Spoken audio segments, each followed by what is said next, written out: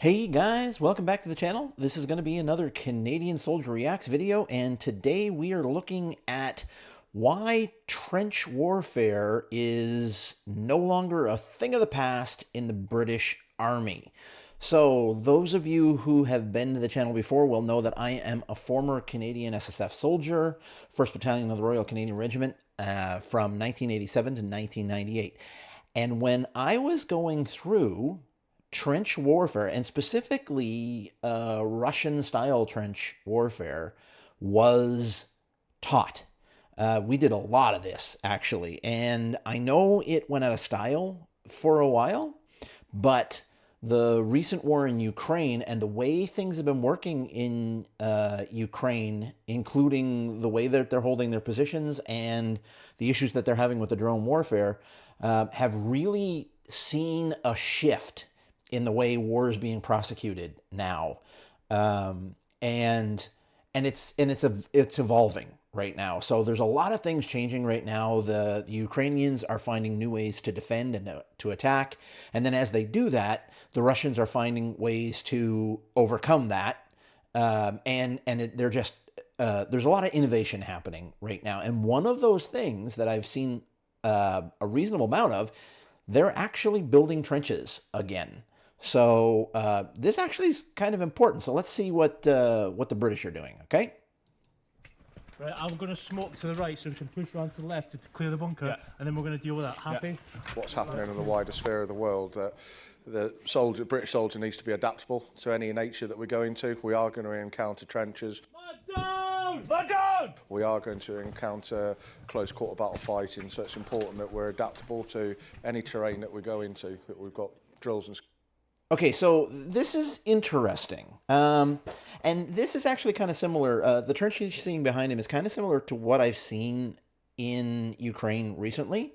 It's a little different than what I trained on. So the Russian trench system that I trained on had a few more bends in it. It wasn't as long of a straight line. There were definitely straight lines in it, but you'll see this is a line, a right angle, and then it looks like after that other line and after that bunker that's there with the overhead protection, it looks like there's another line that comes back. So it basically looks like a square, whereas the ones that I was trained on were kind of more like a zigzag, almost more like a zigzag pattern, nothing at quite so regular. And from what I've seen so far, other than that, it looks quite similar. Skills ready to meet the enemy. So until the war in Ukraine, I genuinely thought that trench warfare really... Interesting. So obviously they're training. I'm not sure what stage of their training they're at, but I would have expected more aggression there. Was a thing of the past, but the footage that has come out of Ukraine over the last couple of years has really shown how those skills are essential. And that's what is being taught here. Oh, I don't know what this guy was doing. Why he was laying his rifle down sideways like that. That's just weird. I would never do that. I mean, the only thing I can think he was thinking is he's trying to keep as low of a profile as possible, but turning your rifle to the side actually changes how you have to shoot. And it's not something that we train for. And I'd be surprised if it's something that they train for. That's weird. I don't know what he was doing there. In Brecon. This is the platoon sergeant's battle course, where a week is spent focused on trench warfare. A lot of the instructors here they're experts in what we call close quarters combat. So that is, instead of fighting across open plains, that is down in the nitty-gritty. But that takes parallel from urban combat as well. So all these different lessons coming together. Okay, so again, I don't know exactly what's going on here. I'm guessing that this is a dog and pony show for the cameras, because what I'm seeing here doesn't have a tenth of the aggression that they need to have. So whenever you clear a corner, you don't know what's on either side of that corner, right? So one guy obviously went one way, and the other guy is starting to look the other way. I'm assuming he's going to look. Hold on. Utilize in the yeah. frame. So he looked the other way, although you notice he didn't look very long. When you come to a corner like that, if you don't know what's on the other side, you throw a grenade out to both sides if it's a T-junction like that. And then as soon as that grenade goes off, you are around that corner and shooting because you need the concussion from that grenade. You need that element of surprise. And in trench warfare, speed, aggression, surprise is the only thing that keeps you alive because the enemy can do the same thing to you that you're doing to them. So I'm guessing that you're not seeing the aggression here simply because they're doing a dog and pony for the cameras. Trench systems fighting on close quarters. We've alluded to it and talked about it often about the Flot and marking of the Flot. Flot stands for forward line of own troops. As a platoon commander, it's important that you understand. Yeah, we called it a few different things, but it's essentially the same. Just taking a look at the gear. So, geez, that looks like, for all the world, like a C6. Canada's version of a GPMG when I was in.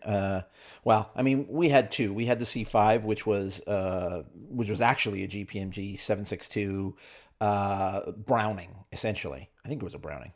And then we changed over to the C6, which has the changeable barrel. That handle that you see there, actually, there's a little trigger on it, and you can rotate it up and pull it out so you can change the barrel. I believe it's supposedly every 200 rounds or every belt, essentially. And then I didn't really take a good look at the weapons. That looks like it could be a C7 type 5.56. So the gear looks reasonably similar to what Canada is using. Understand where the Flot is. This enables you then as a platoon commander that's the fire support. That's the SA-80, I think. And that's a 5.56. This, I can't remember what the name of this one is. It's the new anti-armor missile system. And I think it's even it's not a straight shot. I think they angle that up and it goes up and then it finds its target. We would have carried the Carl Gustaf 84 millimeter rocket launcher, and carrying it like that's shorter than a Carl G, but carrying it like that inside a trench is a recipe for disaster, to be honest, because those trenches are not very big. So it's going in front of the troops and suppressing depth to enable those lead elements to close with and destroy the enemy. Yes, I mean. So the breaking's the hardest point. Obviously, actually getting to the trench. Obviously, you can see with the bunkers and obviously enemy positions being within the bunkers. Yep. Obviously, got massive arcs of fire onto us. So it's obviously us trying to keep as low as possible. There are around 300 metres of trench networks here, built in the style of those being used by Russian and Ukrainian troops. Like these vast networks of fortifications reminiscent of World War I. The reason that they're putting the metal and the sandbags on these things is just so that they can keep them for a long time. If they did it in that style where they just dug it out, they'd fall in pretty quickly. So they need to train, right? Everything I'm seeing in Ukraine is really hastily dug, and they're not intending to stay there for long periods of time. They're intending to use it as a fighting position and then push forward. That's not always what happens, but that's what their intent is. Have become an integral part of that wall. So these trenches that you can see behind me are different to the way we build trenches. So yeah, same with Canada. Canada doesn't build anything like this. We build fighting trenches, I guess they're called, and they're basically an L where you've got 2 men per trench, and you've got, let's say, 6 foot of frontage, and then you dig forward towards the enemy. Because that's going to be put under overhead protection. You've got a SCOP kit, and there's a whole system to doing it. And that's where the 2 guys will go into during an artillery. And then you'll dig at this side of the trench, you'll dig a grenade sump, which is just a deep hole that you dig that's very small, that if a grenade lands in your trench, you kick that into the sump, get around the corner into your overhead protection, the grenade goes off, and then you get back out and start fighting again. You can see from behind me that there's long areas that are all connected. We do trenches differently. We have what's called a Fireteam trench. So they're different, smaller groupings, separated in space. The reason why we use it is so if someone breaks into our trenches, they then need to get out of the trench, exposing themselves again to get into another position. An issue we see with this is once you're in the trench, you can stay in the trench, providing you with that cover. Correct. Now, there's pros and cons to both styles, right? I mean, if you're on the defensive here, when you're in this trench, you now have freedom of movement all along your lines without being exposed. The way Canada and the Brits do it, when you're in your trench, if you need to do anything outside of that trench, like get more food, get orders, get ammunition, anything, communications even, you've got to get out of that trench, expose yourself, and go to where you need to go, and then get back to the trench. But as he said, if you're overrun in this style of trench is easier to clear the whole line, whereas with our style of trench, it's much harder to clear the whole line. So, pros and cons on both sides of that.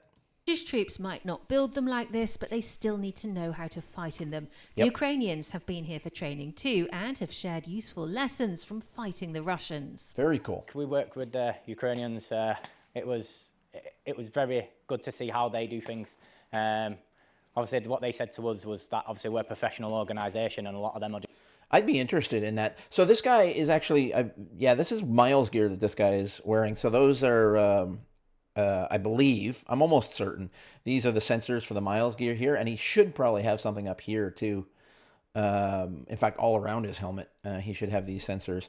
And that, so the Miles gear is basically a laser tag system that allows you to actually hit somebody without killing them, obviously, and know that you've been hit. Makes it more realistic, makes your training more realistic. Just like ex-farmers or, working shops and stuff like that. But obviously there are... Yeah, that happens. For where they've come from, I'd say there are a lot, Eastern Europe a lot better than what even they think they are. Right, long corridor front. Yeah, so this is something else that's a difficult thing. I mean, doctrine says that every corner you throw a grenade, inching around the corner like that, I mean, it's a good way to get yourself killed. If there's another guy sitting at the end of that long corridor, and as soon as he sees you, he starts with automatic fire, because normally a soldier is not going to use automatic fire, okay, and almost ever. But in a situation like this, where you're talking a long corridor where the only way the enemy can come at you is in a 2-foot wide gap, suddenly shooting automatic fire becomes much more effective, right? So if some guy down at the end pulled the trigger when he inched his way around the corner like that, he'd be dead. But in reality, are they going to expend, at least on training, are they going to expend that many thunder flash? In Canada, we call a simulated grenade a thunder flash. It looks like a stick of dynamite, actually. You pull the cap off. There's actually a match on the end of it. You strike that on the cap, which has got the striking paper on it. And then you toss that around the corner, and it's a flashbang. Big flash, big bang, meant to simulate a grenade. Right. Push, long corridor. Yep. Push long. Yeah, and that guy being out of the trench there, I mean, all of this is telling me that this is not realistic high-level training. This has to be they're demonstrating things for the cameras here. Stay there, stay there. No, I need to get from here to there. There's an enemy there. Can't grenade it. I've got a stoppage. Let's get aggressive and then cadence fire and close the distance to the enemy. It needs to become a little bit more of a sort of taught drill and instinctive to us that we're going to do it. And what he just said there, let's get aggressive. Like, number one, absolute most important thing in this is you have to be aggressive. You have to be fast. You can't give the enemy time to set up. You got to rock them back on their heels, and you got to keep pushing them, because if you give them a chance to breathe, they can mount a defense, and all of a sudden they're coming at you like you're coming at them, and things just got way more dangerous. Trench warfare may have almost made it to the history books, but it's now definitely back on the UK military training agenda. Claire Sadler, Forces News, Brecon. So, very cool, actually. I'm a little, I don't know, I'm kind of surprised and kind of not surprised that they're doing this again. Obviously, what's happening in Ukraine right now is showing all of the militaries around the world where they're training and where their defensive and offensive procedures are really lacking. I think Ukraine specifically is really outpacing the rest of the world in innovation right now because of what they're going through. And I mean, I guess that's to be expected. But because of that, they're forcibly dragging Russia along with them, because Russia has to innovate in order to keep up with Ukraine, or Russia's going to lose really badly. All of that, to be honest, is bad for the rest of the world because, well, I mean, bad or good, I guess, depending on the way that you look at it, but because it's raising the level of combat everywhere. And I think you're going to see a lot more new tactics and doctrine because of this.